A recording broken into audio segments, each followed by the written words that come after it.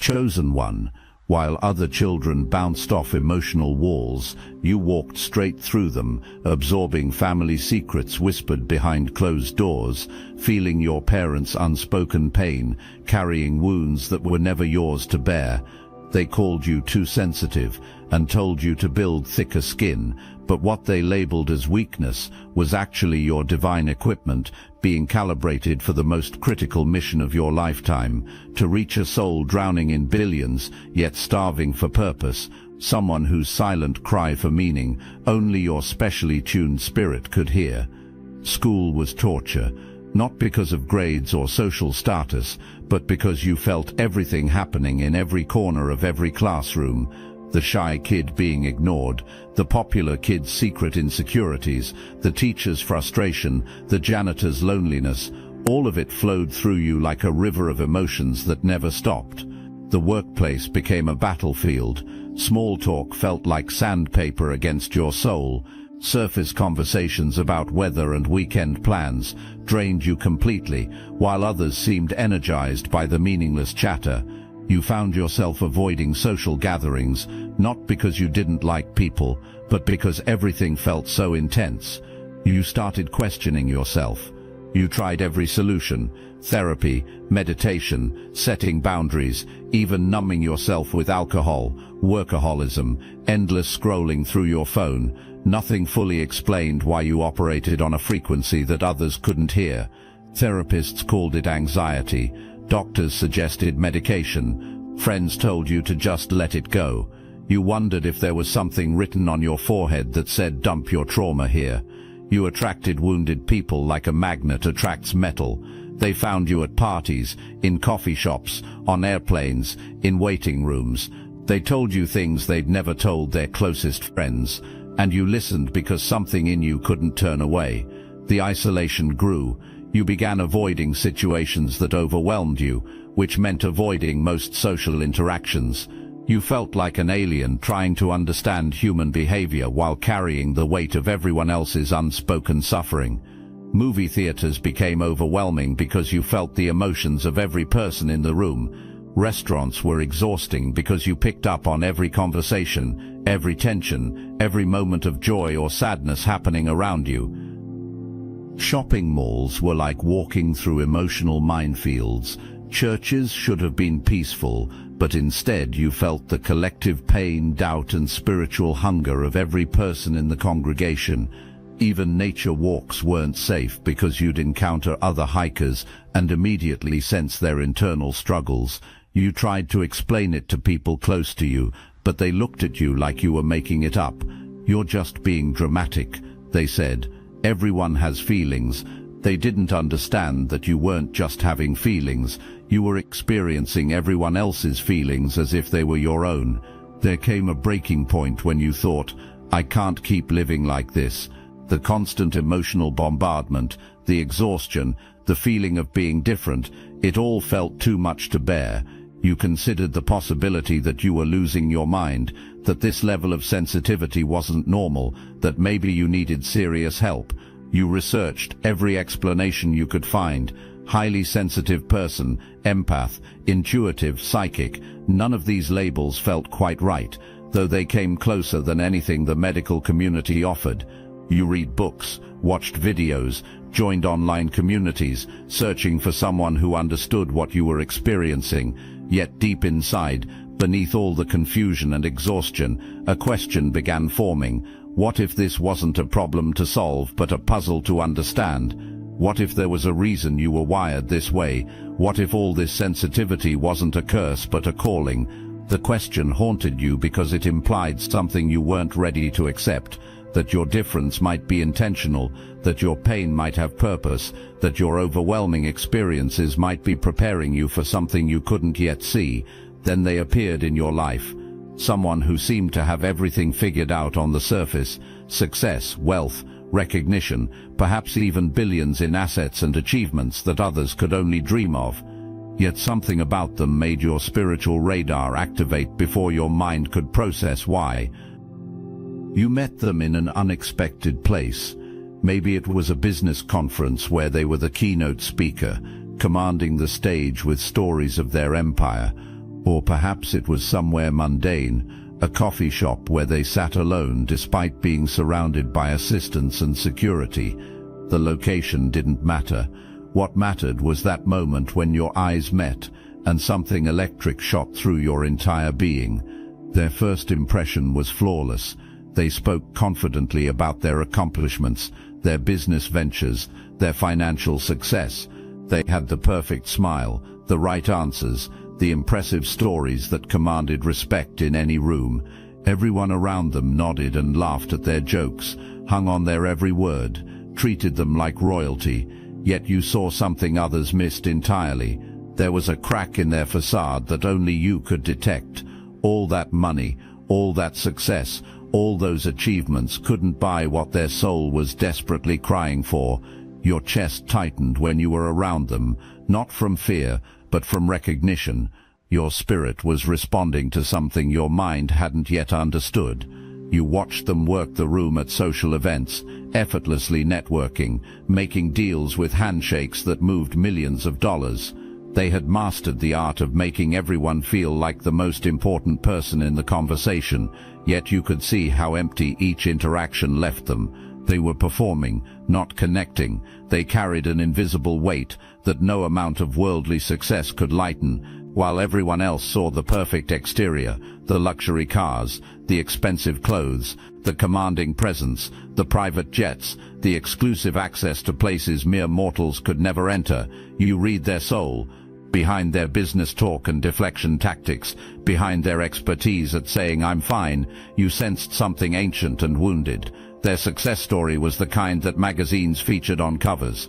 Rags to riches, brilliant innovation, market domination, philanthropic endeavors that made headlines.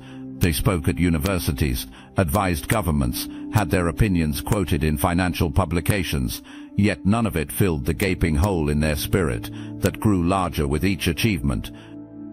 Their jokes were too dark. Their smiles lasted 1 second too long.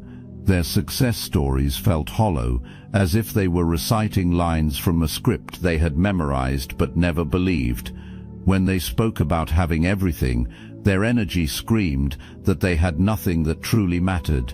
You noticed how they deflected every conversation that moved toward anything personal, how they immediately shifted to business topics whenever someone asked about their happiness. You watched them at charity galas, writing checks that could fund entire organizations, receiving awards for their generosity, making speeches about making the world a better place. The applause was thunderous, the recognition genuine, yet you could see how disconnected they were from the joy these moments should have brought. They were going through the motions of fulfillment without feeling any of it. You sensed historical pain in them, something that went deeper than current circumstances, deeper than financial stress or business pressure. This was a soul-level ache that no material achievement could touch. It was the kind of emptiness that came from losing connection to their original purpose, from accumulating everything the world said mattered, while losing touch with what actually did. You noticed the small things, how they never really relaxed, even in leisure moments, how their phone was always buzzing with messages from people who needed something from them, never just to check how they were doing, how they had employees who managed their personal lives because they had forgotten how to live outside of their empire, how they could buy anything they wanted but seemed to want nothing at all. Gradually, they began to let you see behind the curtain of their success, not through grand confessions or dramatic breakdowns, but through tiny moments of vulnerability that they probably didn't even realize they were showing. A slight hesitation before answering, "How are you?" A moment of genuine confusion when you asked what they enjoyed doing for fun. A flash of something like relief when you didn't immediately ask them for money, connections or favors. You started noticing how they talked about their wealth. It wasn't with pride or joy, but with a kind of bewildered detachment, as if they were describing someone else's life. They mentioned having more money than they could spend in 10 lifetimes, owning properties they'd never visited, having access to experiences that no longer excited them. The abundance had become a prison of its own making. They spoke about their childhood dreams sometimes, the version of themselves who had started this journey with such different intentions.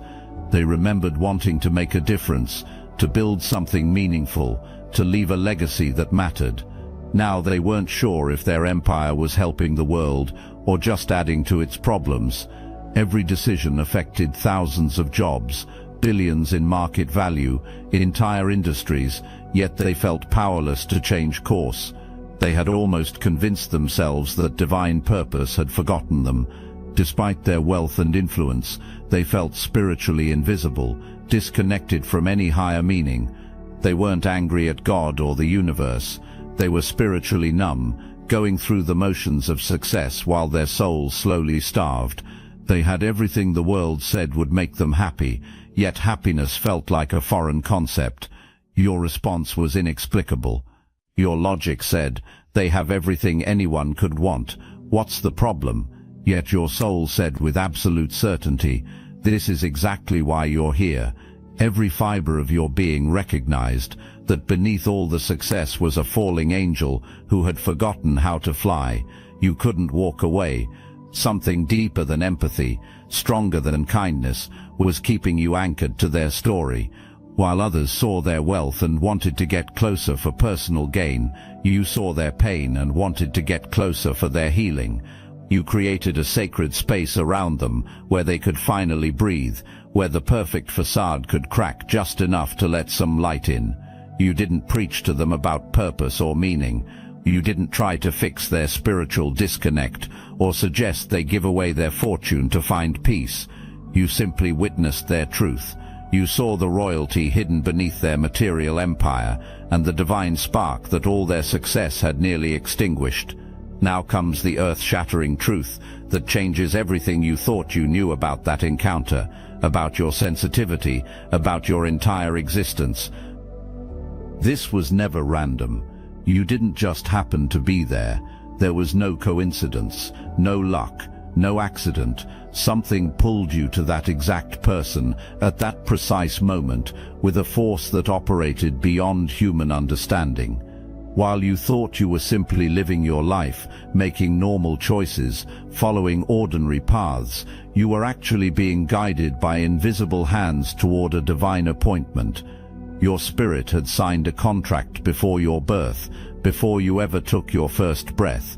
This connection, this mission, this soul was written into your destiny.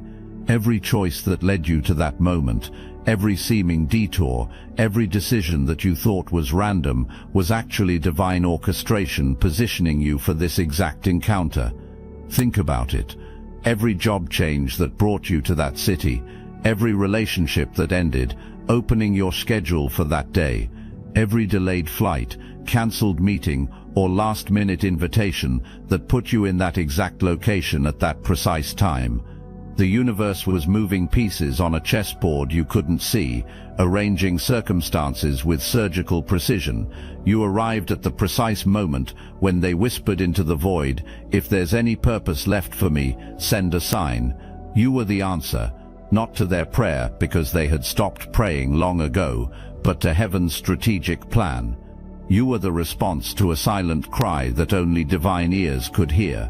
Heaven's navigation system had been guiding you to their location through every seemingly random choice you made, every path you took, every decision that led you to that moment. The timing was surgical, the precision divine. If you had arrived 5 minutes earlier, they wouldn't have been ready. 5 minutes later, the moment would have passed.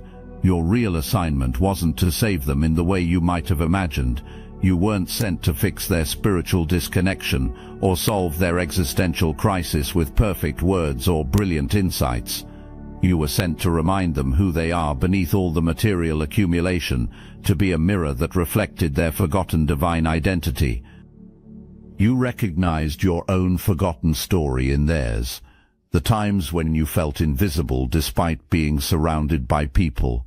The moments when you questioned your purpose despite all your efforts. The seasons when your soul felt disconnected from any higher meaning. Their billionaire emptiness reflected your own spiritual hunger in a way that pierced through every defense you had built. Your pain ran parallel to theirs, just in different packaging. Their struggle awakened memories of your own spiritual battles, your own dark nights of the soul, your own whispered prayers for signs that you mattered. While they had accumulated wealth without purpose, you had accumulated sensitivity without understanding.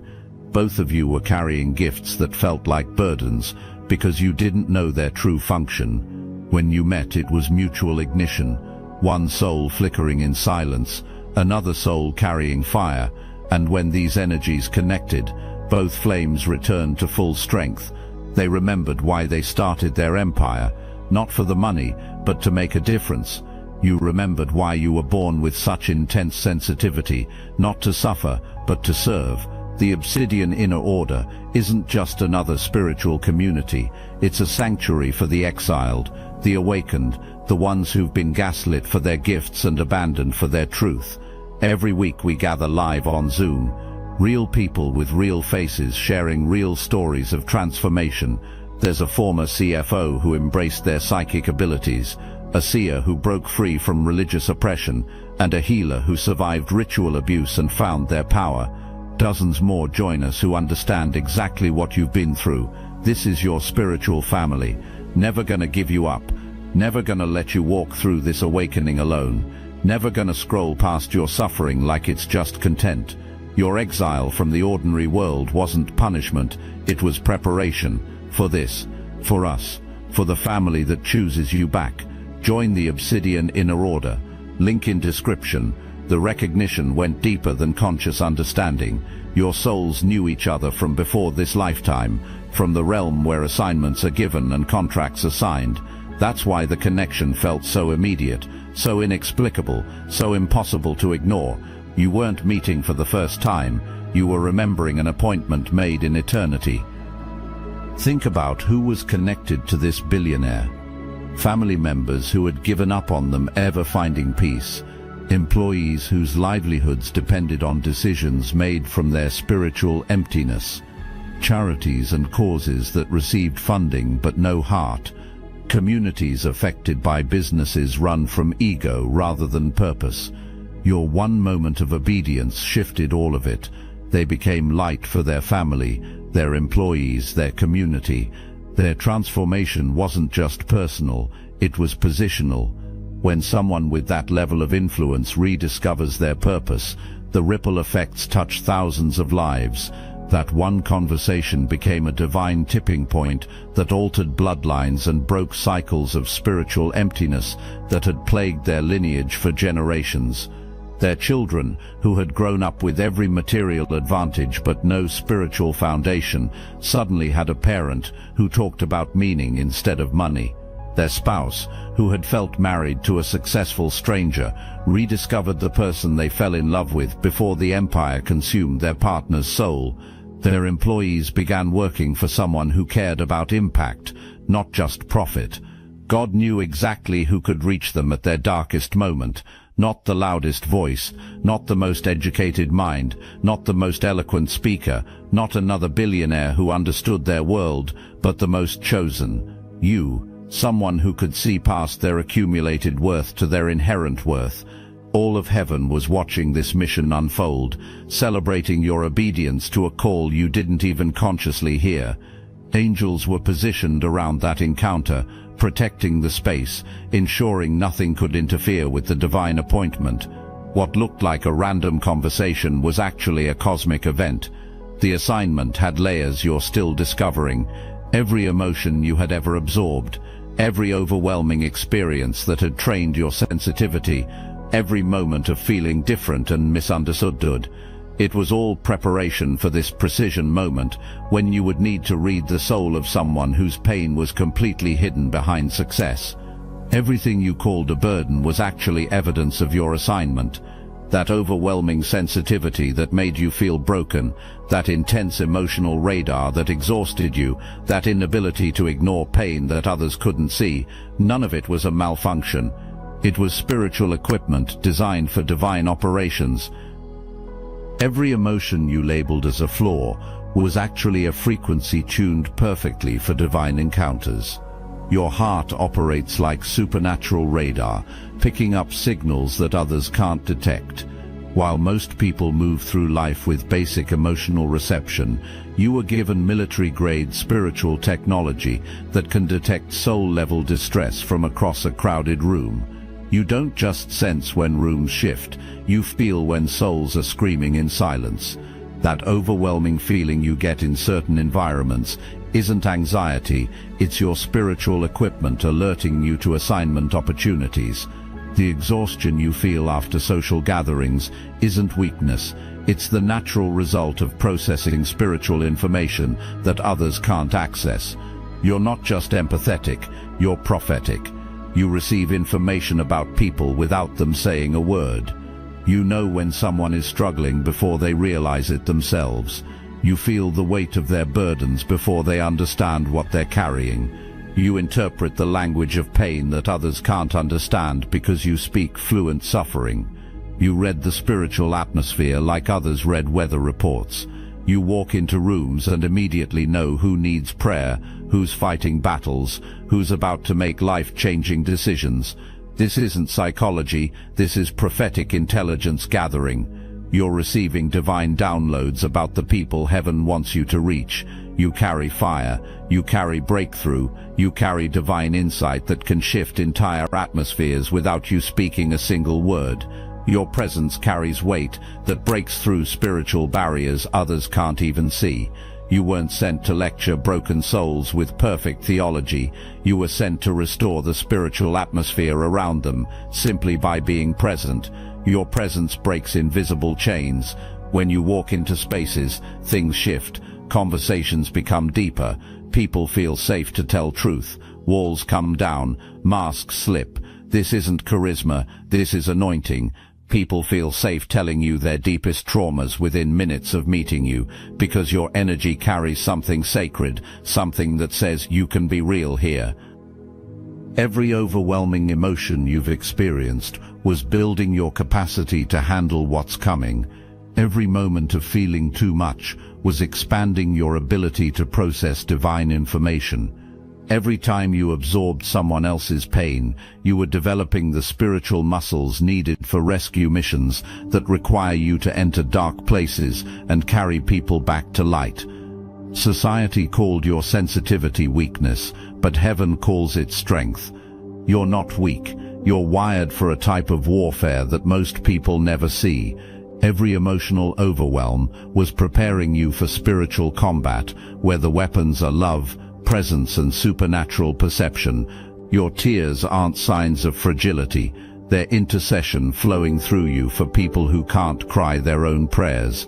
Heaven strategically places you where broken souls will find you. That's why strangers approach you in coffee shops with their life stories.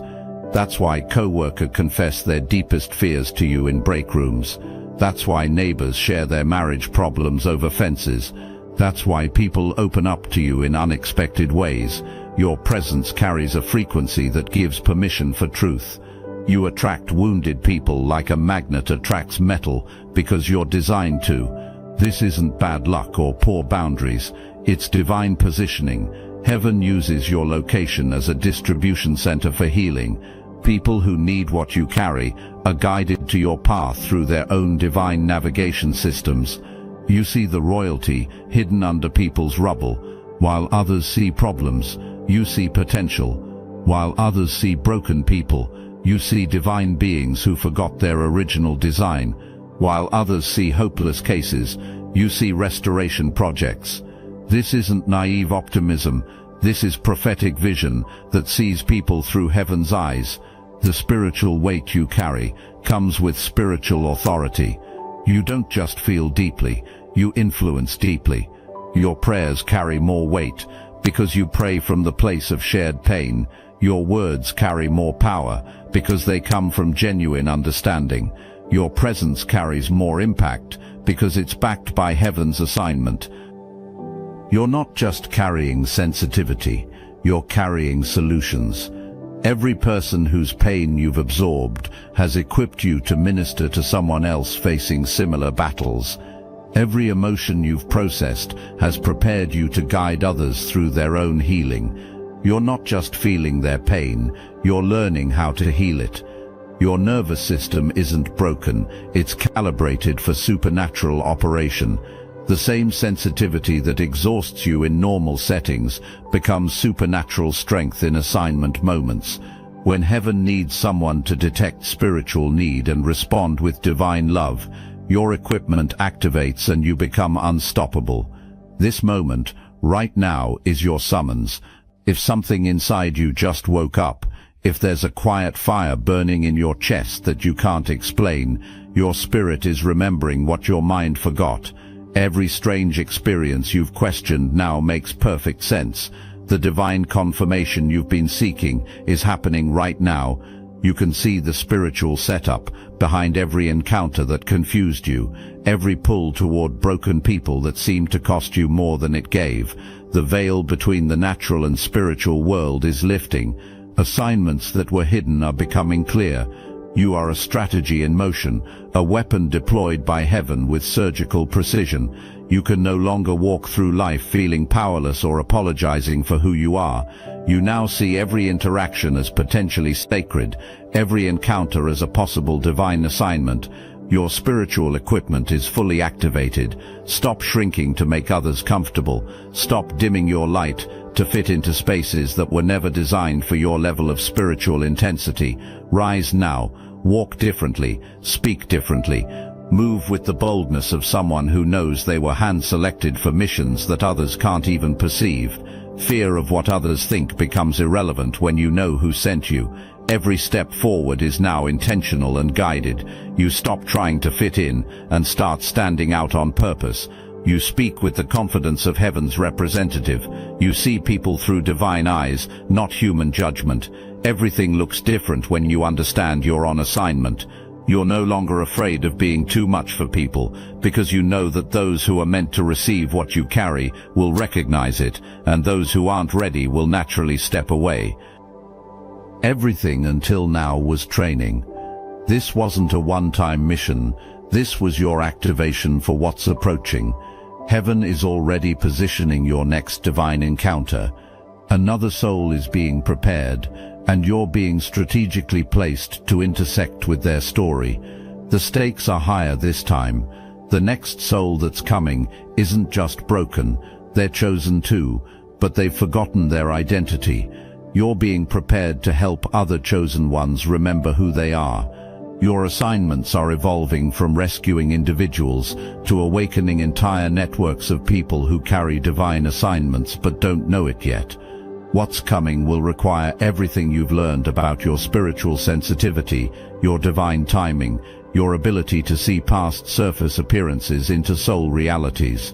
You're moving into spiritual mentorship. You'll guide others through their own awakening process, helping them understand their sensitivity, their divine assignments, their role in heaven's strategy for earth. Your obedience creates pathways for others to follow. Every mission you complete successfully opens doors for other chosen ones to step into their assignments with greater confidence. Your presence will begin shifting atmospheres in bigger spaces. Your influence will extend beyond your immediate circle into global impact that you can't yet imagine. Use this time to strengthen your spiritual muscles.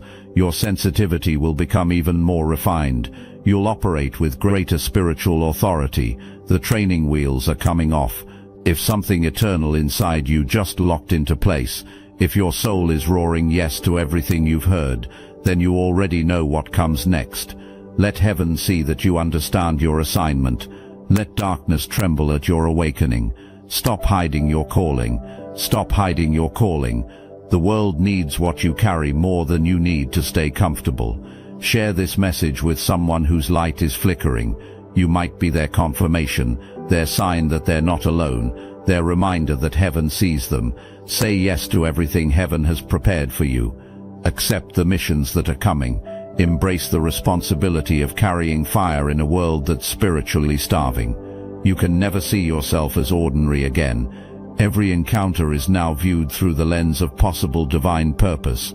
You are a carrier of divine fire wherever you go.